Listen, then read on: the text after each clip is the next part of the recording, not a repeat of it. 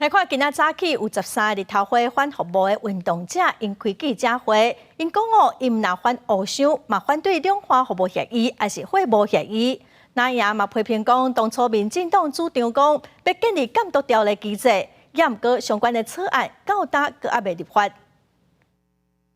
坚持太阳花精神，反对重启服贸货贸，反对重启服贸货贸。2014年，因为两岸服务协议争议而产生的太阳花学运，发起人甲参加的人再去开记者会，批评若被总统候选人中间服务谈判的论点，甚至有当年太阳花是反欧商，毋是反服务的恶意扭曲，重申因反对中期服务加会务的立场。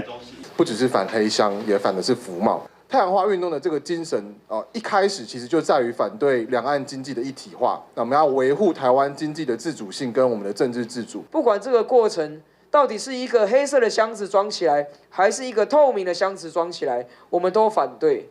如果一杯毒药，你不会因为它是黑色的杯子装，喝了就会死；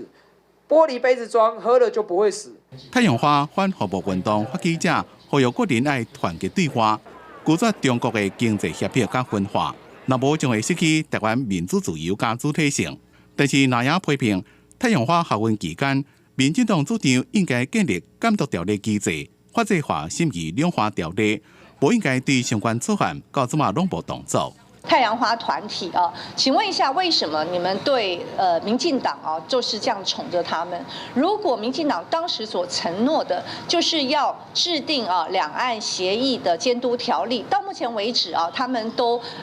一动都不动。现实上是因为中国坚持那个所有谈判的政治前提，让所有的协议都是政治谈判。好，那也因此暂时没有推动这个非政治性谈判的监督条例的必要。罗中强强调，太阳花运动所倡议的两岸协议监督机制法制化、政治性谈判规范，已经伫咧2019年完成两岸人民关系条例第5条之3的立法。也不认为中国无愿意取消强加伫咧经济性事务性协商的政治前提，才会造成所来的谈判无法度进行，因此暂时无立法的必要。记者综合报道。